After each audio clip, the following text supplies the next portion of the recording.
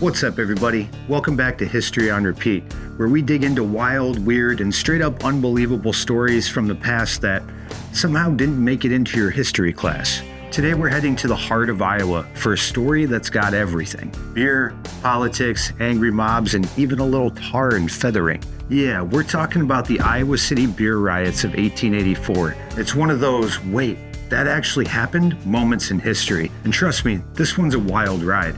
I was born and raised in Iowa, for those of you who don't know, and even I hadn't even heard of this until just a few weeks ago. So grab a drink, like this beautifully balanced tropical beer hug with hints of citrus and mango and those perfect, not a sponsor, I just like it. Sorry about that. Anyways, let's rewind to the summer of 1884. It's History on Repeat. Hell yeah. All right, picture this. It's the 1880s and Iowa City is growing fast. The town's got a big immigrant community, mostly German and Bohemian families. And with them came one of the most important things they brought from the old country: beer. Brewing was a way of life here. North Iowa City was home to several big breweries, including the Union Brewery, founded back in 1856 by Anton Geiger and Simon Hotz. They ran it for a while, but ultimately a guy named Conrad Graf took it over. And as you'll find out, he's kind of the guy we'll be focusing on today.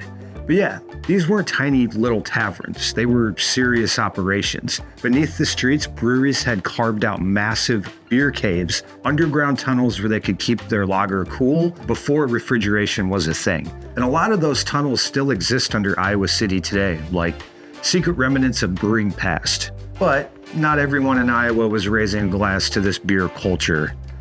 Fucking fun haters. The temperance movement was gaining steam, and a lot of political and religious groups were pushing hard for total prohibition. And in 1882, Iowa's legislature passed a law banning alcohol entirely, and by July 4th, 1884, that law went into effect on Independence Day. Really. So imagine you're a brewer with thousands of gallons of beer sitting in your cellars, and overnight, suddenly it's illegal to sell a drop. That's a powder keg waiting to blow. And that fuse got lit pretty quick. When the law kicked in, a lot of brewers in Iowa City were angry, but one man in particular decided to push back. Conrad Graf, the owner of Union Brewery, decided to make a little statement. On July 4th, America Day, the very day Prohibition took effect, he threw open the doors of his saloon and tapped a fresh keg of beer. Locals poured in, and within hours, the place was packed. People were waiting in line for up to a half hour just to get a mug of beer, because you could say they were devoted to their craft, like craft beer. Whatever. You're the worst thing that ever happened to me. The crowd started singing, laughing, celebrating, and of course, drinking. But eventually things got a little out of hand. The city officers showed up, locked the saloon, and tried to shut the party down. Fun haters. And as you could imagine, that didn't go over well. The crowd broke the windows, stormed into the cellar, found the beer, and started drinking everything they could find. By the end of the night, every last barrel was empty. Because on a quick side note, for those of you who don't know, Iowa is 99% corn, soybean, recreational land, or golf courses.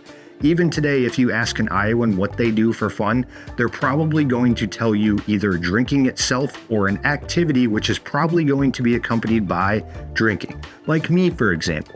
My idea of a perfect day is playing golf on a 70-degree day. And you know what I do when I go golf? Drink beer. Because I'm no pro player. I'm not trying to remember my score when I get done playing 18 holes.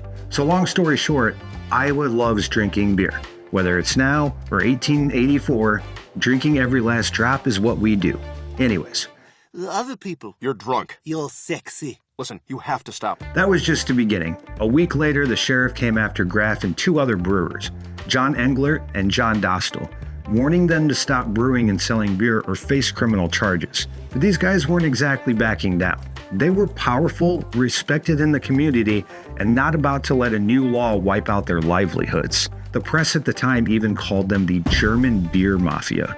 And soon, things were about to boil over. Because you and I both know Germans love a good uprising.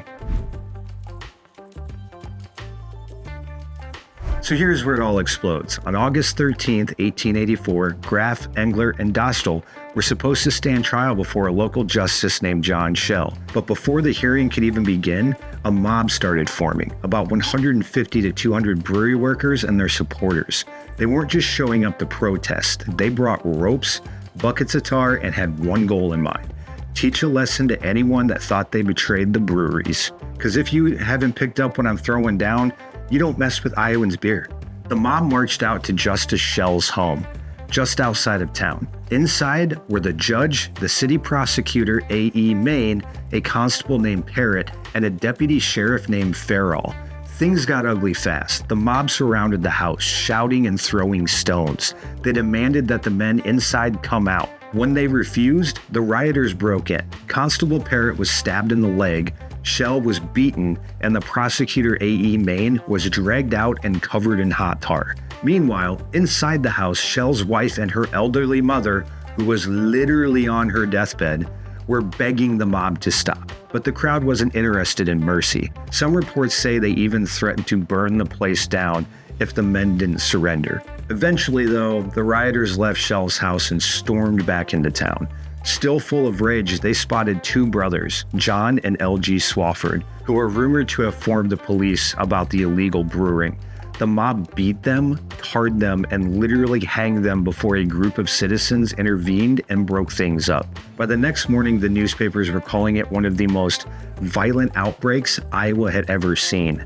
The Cedar Rapids Gazette headline read, "Whiskey and Beer Riots at Iowa City, Violence and Bloodshed." This wasn't just a bar fight. This was a full-blown mob riot, which I know I was poking fun previously about Iowa loving this beautifully balanced work of art. Oh my God. Sorry, but do I think it warranted such violence? No, of course not.